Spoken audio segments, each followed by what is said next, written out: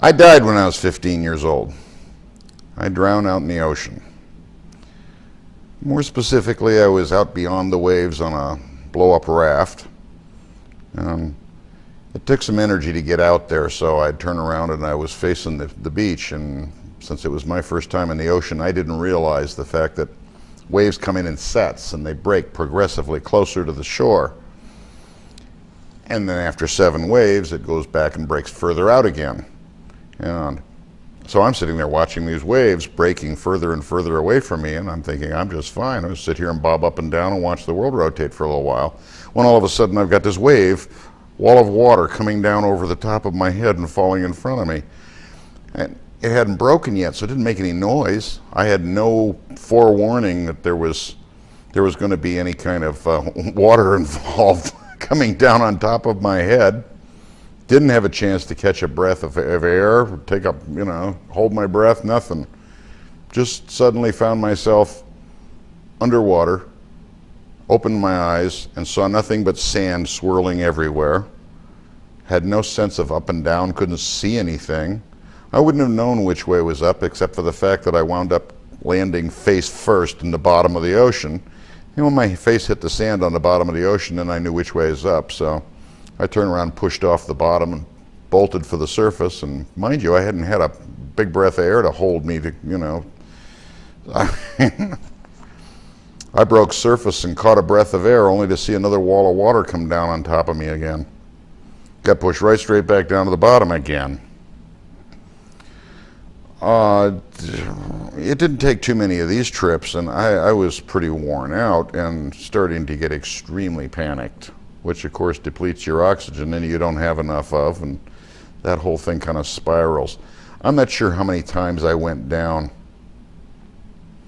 but I do know that I went down one time finally and said, I don't have the energy that it takes to swim to the surface again.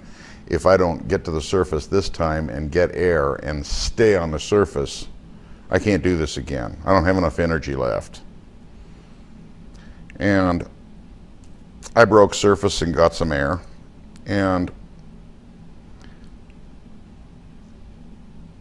sure enough, saw the wall of water starting to come down over my head once again, and at that point, it was as if things went into slow motion. Probably the most accurate way to put it was that my mind raced, because it seemed like time slowed down. I knew this was the last I was going to see of planet Earth, and I took a good long look up and down the beach and said, enjoy your view, because it's the last you'll see of it. And literally relived my life at that point. Only 15 years of it, but relived the whole thing. That's how much time slowed down. I went down for the last time and I knew it was. I just didn't have the energy. There was no energy left in me to fight it.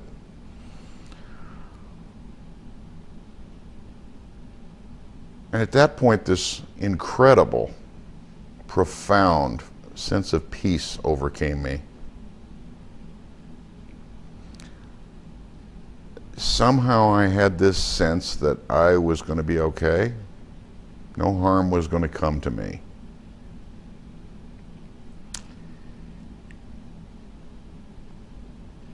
Distinctly a feeling that I was loved, which begged the question, by whom?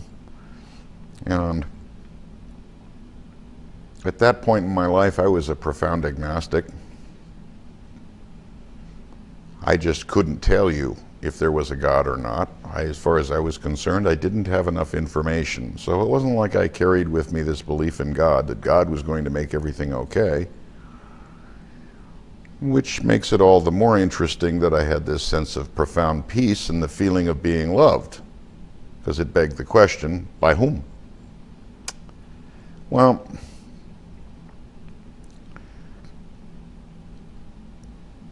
I knew I was leaving the earth, and just as if I were to say to you, picture yourself on a lake, you would draw a mental image in your mind of being on a lake. You're not physically there, you don't see it, But we tend to operate this way. We use words and then we draw pictures in our minds. If I say the word tree to you, you bring to mind a picture of a tree, and that tree is probably one of, or a composite of, every tree you've ever seen. Well, just like that, I pictured myself leaving the Earth, and I pictured myself out in space looking at the Earth from not a considerable distance, but, you know, there's the Earth right in front of me. And what was so strange about looking at the Earth like that was that at that moment, you could have asked me any given moment in my life, because I just relived it, but you could have asked me any given moment in any person's life on that planet, and I could have told you. All of that information was right there. It was available. Not just any person living there now, any person that had ever lived there or ever would live there. All that information is all available. It's right there. And what kept going through my mind at this point was, oh, of course. I was, if you will, remembering what I had forgotten very intentionally in order to be on this planet, which is what we all do. In point of fact, I don't think that this planet exists. It's a figment of our imagination, if you will, and we have a very good imagination. We're incredibly creative beings. But whether or not it's for real doesn't really matter. The truth of the matter is that we know things when we're not here that we choose to forget while we are here. I make the analogy because I think it works so well. It's like when you're sitting in a chair reading a book that's a really good book that you're really involved in. Somebody could walk in the room and talk to you and you don't know they're there. Your focus of attention is not on the book, the story in the book. And you can get so preoccupied with that, you lose track of everything around you. You just tune all of that out and you focus on one thing. Similarly, you know everything about what your life's going to be like here. From beginning to end, you knew it before you got here, and you will know it again when you leave here. But while you're here, you're focused on it. And you're focused on each given moment in it. And when you leave here, it all comes rushing back and you say, of course, yes. That, and it's also simple. It's very simple. What is your life like when you're not here? If you try to define it, you run into problems because it is so simple that it's best described in English as this. You are. Stop. The minute you say anything other than that, you're talking about something earthly. We don't have English for other things. And probably more important, everything there is simpler than what it is here, not more complicated.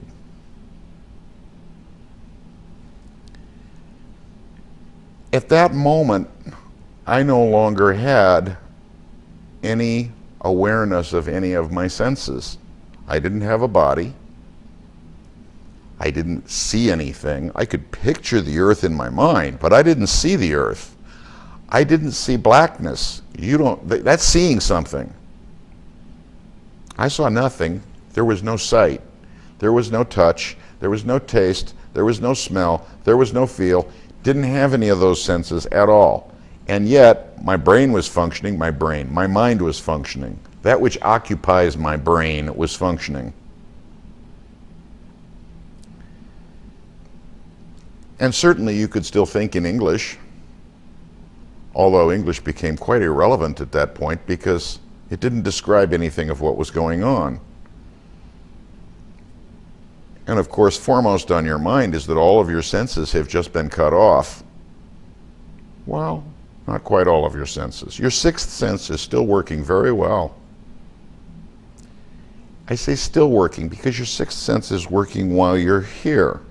It's one of the things that you choose to ignore to be here. You choose to because it makes the experience of being here have more depth, more intensity, if you will. It takes on a more realistic look to it. If your psychic sense is working, if you're still picking up on what everyone else is thinking, including yourself, and what goes on outside this planet, you're not as focused on the book. So people have often asked me, how do you become psychic? And I just have to laugh. No, you don't become psychic.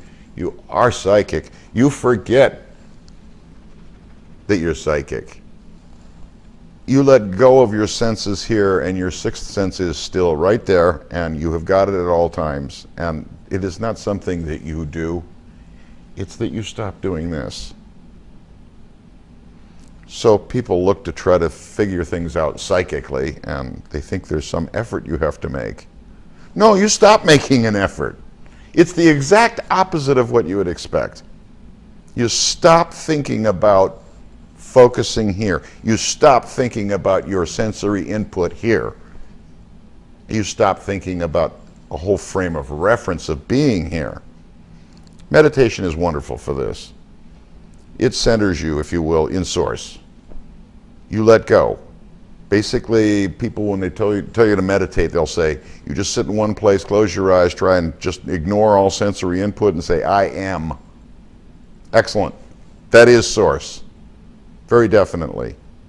And don't be too terribly disappointed if you find that you cannot turn on the psychic charms and become the world's renowned psychic overnight, because you lose a lot of depth of what's going on here if you choose to do that.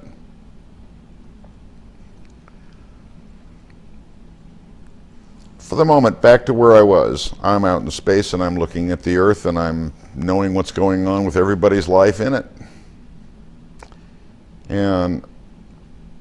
And then, because everybody has always told me, and I'm still somewhat referencing things, of course, but in earthly terms, I'm looking at it saying, well, I guess it's time for me to move on and go to the other place.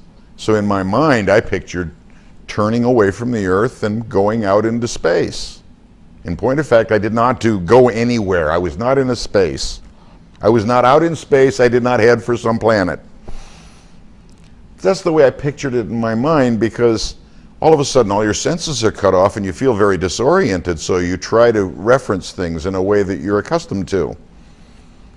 And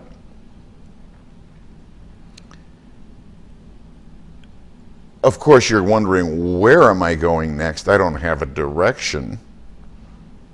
I don't know that I'm in space. I don't know where I would travel to if I was. So where is it I'm going? And at this point, the expression, the white light in the tunnel, plays in. Now, mind you, you don't have any senses, you don't see anything, you don't hear anything, you don't smell anything, you don't have any space and time. Nothing exists as far as that goes. For you to go through a tunnel is patently absurd. But how else do you describe what is a psychological tunnel? Very definitely. Because all of your inputs just gotten cut off. Not all of it. I sensed that I was loved. I sensed that I would be fine. Where is that coming from, and how do I go to that? And of course, when you first start thinking about that, it's an idea. It's a feeling and an idea that has no space and time, no location, but you want to go to it. Well, initially, that's a very small thing, if you will. And yet, as you try to turn your focus on it, and I don't mean your visual focus, but you focus your mind on that and wanting to go there, it becomes bigger. And so it's as if it is a little ray of light off in the distance with dark all around it, which could easily be described as a tunnel. But it is a psychological tunnel. And it is a tunnel. Your input just all got cut off except one little bit of input. And it's very profound, but it's relatively small. It somehow seems distant. although it seems to be getting closer. Because with all your other input cut off, you focus on it more. It's the only thing you have left to focus upon. And so you, if you will, move through the tunnel and towards the light. And I won't say that you're greeted there by some people who walk up and, "How you doing, Fred?" and shake your hand. No. There's no bodies there. There can be. You can picture them that way. You pictured them here, and you can picture them there if you want to. This gets really confusing because we are creating our reality here on this planet. Every last bit of it, we're creating it in our mind. Our images that we create are all our images, and science is starting to bear this out. If you've seen the movie What the Bleep, the quantum physicist will tell you, you look at water and you change its molecular structure. Without someone looking at it, we don't know what it would be, because how do you do that? Very difficult. But you're creating your reality here. If I was going to try to describe what I believe we are at our source, what we are like, we are extremely creative beings. We can sit and do absolutely nothing and be as little as possible if we want to, but it just doesn't seem to be in our nature. We like to create things.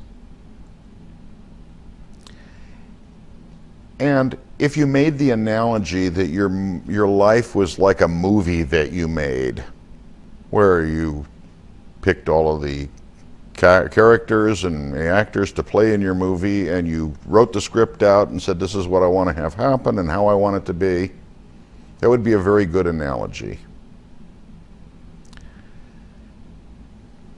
And that's where it gets really interesting, because from this perspective, we're very much used to the idea of looking at things and judging things. I like that. I don't like that. Well, so we say this is good and we say this is bad. And we of course assume that there is a universal good and bad out there. I agree there's a universal good and bad out there, but here's the strange twist to it, is that the universal part of it is the fact that good is what you like and bad is what you don't like, and it's different for everybody. And that's where life gets really strange, because people then say, well, but there's no universal good or evil. No, there isn't. Well, what about the guy who kills people? Well, what would you tell me about the actor in the movie who plays the serial killer and goes through the movie killing a series of people? Is he a bad person? No, you have judged the character that he plays as a bad person. Did anybody really die? No. You got caught up in the story and decided to believe that killing people was bad to experience the drama of the whole thing. Well, what about good and bad? There aren't any. That sounds kind of harsh and really twisted from what most people think, because we're all pretty much brought up to believe that there are good things and bad things in life. Well, that's true from any given perspective, but not universally. If this is all a stage play and none of it's real, none of it truly exists except in our minds, and we are all co-authoring each other's plays as well as our own, and getting together and putting this play together, then what happens here is all an experiment in what it's like to focus on a given set of circumstances of our own making, and it's okay. Doesn't make any difference how it turns out, doesn't make any difference what you do. You came here to experience those things. Well, it has the distinct disadvantage that you don't get to blame everything that's gone wrong in your life on God or the devil or whoever it is you want to try to put in that little slot.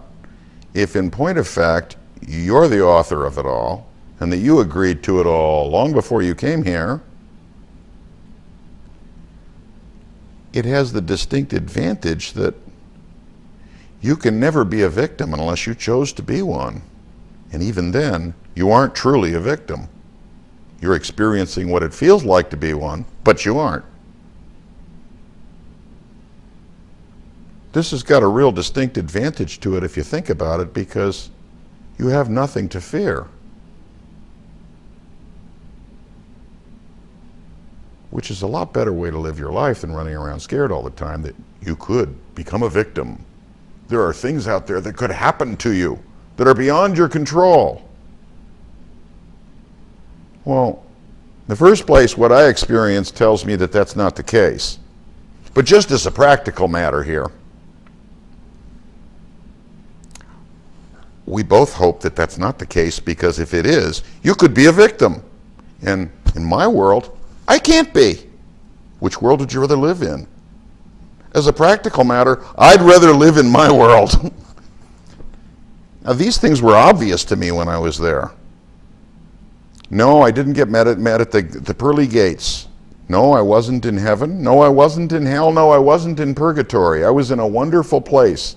I felt completely loved. I was in touch with a vast array of other beings. I was part of it. They were part of me. We're all one.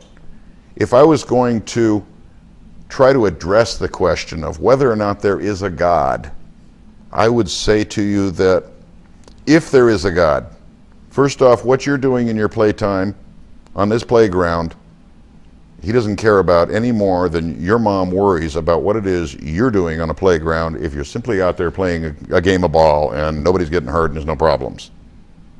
She didn't care about every little detail, and it doesn't make any difference whether you hit the ball directly into center field or off into left field. Doesn't matter. Similarly, if there's a God in the universe, I would describe it this way. It's like we're all branches and leaves on a tree, and God would be the root. And the tree don't worry too much about where the leaves are blowing. It's not his part of the deal. And so I'm on the other side, and I'm in this sea of beings. And all of a sudden I felt somebody grab my arm, which at this point threw me, because I didn't have an arm anymore, and I just kind of gotten used to the idea that I didn't. And I felt my body get tugged, which I didn't have. At least I didn't a moment ago. And the very first thing that I saw right after I felt that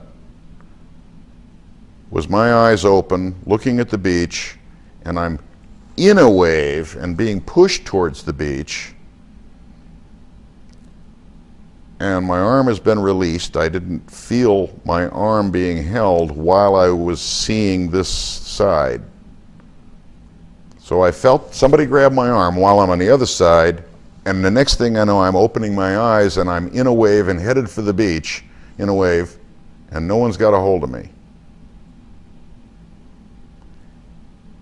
And I started swimming, and when I got to the beach, I didn't have the energy. I was just totally spent. I didn't have the energy to get up and walk up onto the beach. I kept swimming until my hands were hitting sand on the bottom of the ocean, and crawled up onto the beach and laid there in a heap for I don't know how long, probably 15, 20 minutes. And I've had many people ask me, so who pulled you out? I don't know. Well, was it someone in this world or on the other side? I don't know. More importantly, to me, within me, it doesn't matter. It makes no difference. It was my time to go, and then, no, It isn't your time to go, it's your time to go back. Okay, fine. If there was someone on this side, I cannot help but believe that they would have followed me to the beach and made sure I was all right. Especially, they would at least have watched to make sure I got to the beach all right. And when I crawled up onto the beach and laid there still for 15 minutes, I think they would have gone to check on me. I mean, if I'd have pulled somebody out, I would have. Now, I don't know, I never checked the headlines the next day. It could be that the guy, somebody grabbed a hold of me and threw me towards the beach, and he proceeded to get caught in the cycle, and he went down and died, and he was in the next morning's headlines. Man dies, drowns in ocean. I don't know, but that would be about the only way that I could explain that somebody didn't follow me to the beach and say, "Are you okay?" Because it seemed to me if somebody saved you, they would have gone to check, and no one did.